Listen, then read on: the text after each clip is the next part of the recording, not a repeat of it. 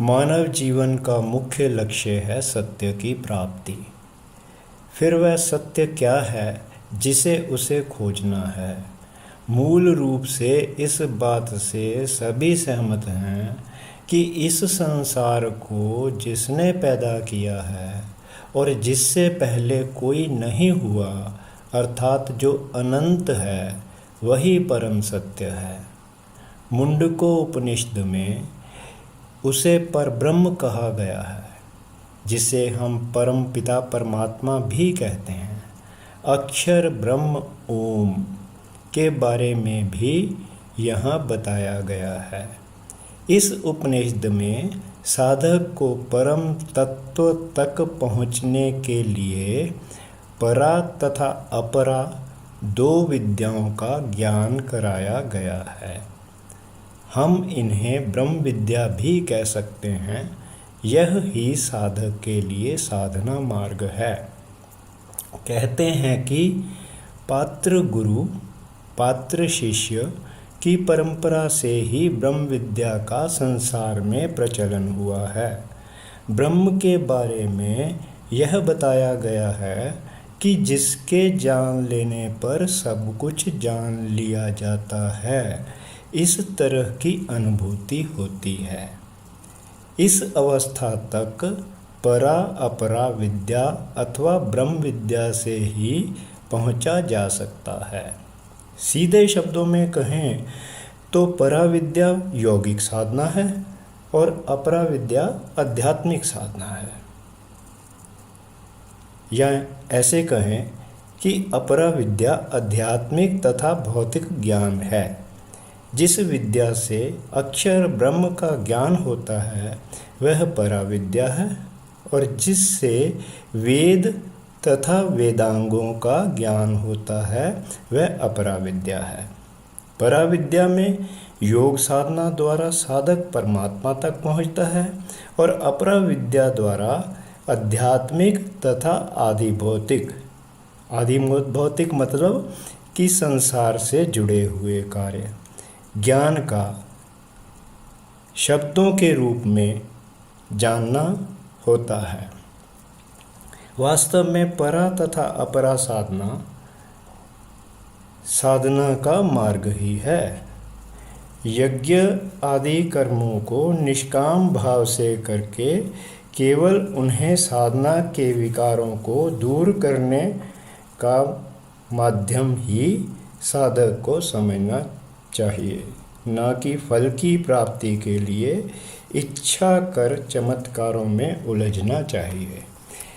पहले साधक यम नियमों आदि की साधना से अपने चित्त को तामसिक तथा राजसिक वृत्तियों से दूर करता है। फिर ऐसे पात्र शिष्य को पात्र गुरु द्वारा ब्रह्म विद्या का उपदेश दिया जाता है। तब साधक अपनी आत्मा तथा चेतना को भी उन सभी मोह बंधनों तथा उपभोगों से अलग करके परमात्मा के साथ ही ध्यान द्वारा योग स्थापित करता है और मोक्ष को प्राप्त होता है। परम सत्य को प्राप्त करने का मार्ग सत्य मार्ग से ही तय होता है। इस स्थिति तक पहुंचने के लिए निष्काम भाव से साधना करनी पड़ती है। निर्मल अंतःकरण वाला आत्मज्ञानी ही उस अवस्था तक पहुंचता है। परम सत्य को जानने की इच्छा रखने वाले साधक को सर्वप्रथम अपनी इंद्रियों का नियंत्रण करना पड़ता है। इंद्रिय वश में करने के बाद उसे अपने मन को वश में करना पड़ता है। तभी उसे आत्मा का साक्षात्कार होता है। आत्मज्ञान होने के उपरांत ही साधक ब्रह्म ज्ञान के पथ पर अग्रसर होता है। निष्काम भाव से परमात्मा की साधना करने वाले विवेकी साधक ही इस नश्वर शरीर के बंधन से मुक्त हो पाते हैं।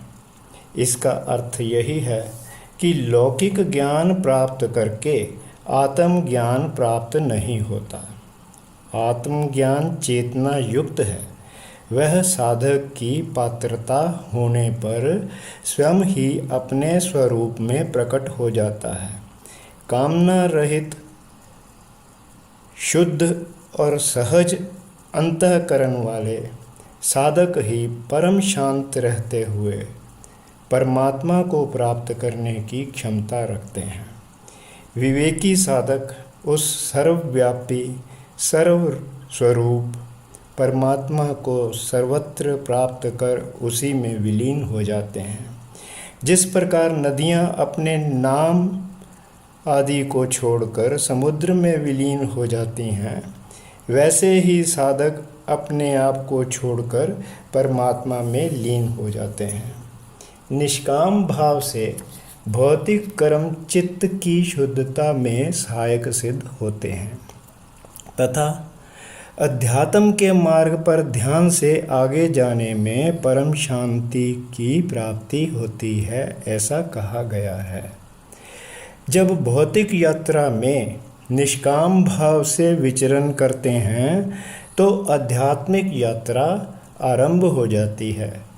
दोनों एक साथ चलती हैं, क्योंकि सांसारिक धर्म को भी निभाना आवश्यक है। ओम अर्थात अक्षर ब्रह्म का ध्यान करते हुए साधक धीरे धीरे उस अवस्था में पहुंच जाता है कि उसका मन रुकने लगता है, या इस तरह कहें कि उसके विचार थमने लगते हैं।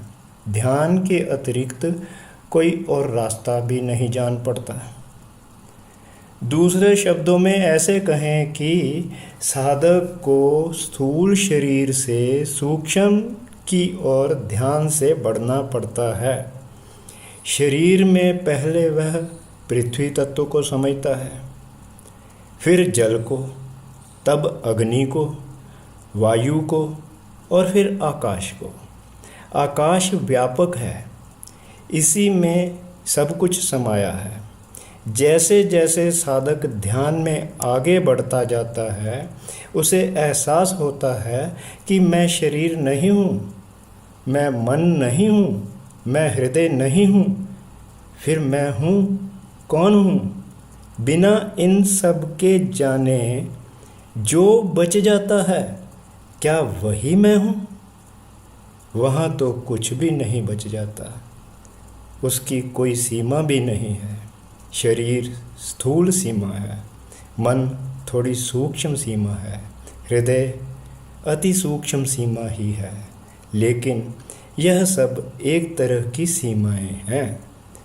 परम सत्य तक पहुँचने के लिए मार्ग तो यही कहा गया है, परंतु वह ब्रह्म या परमपिता परमात्मा तो अनंत रूप वाला है, जिसका पार नहीं पाया जा सकता। साधक तो उसे प्राप्त करने के लिए पहले अपने आप को समझेगा। ओम नमः शिवाय।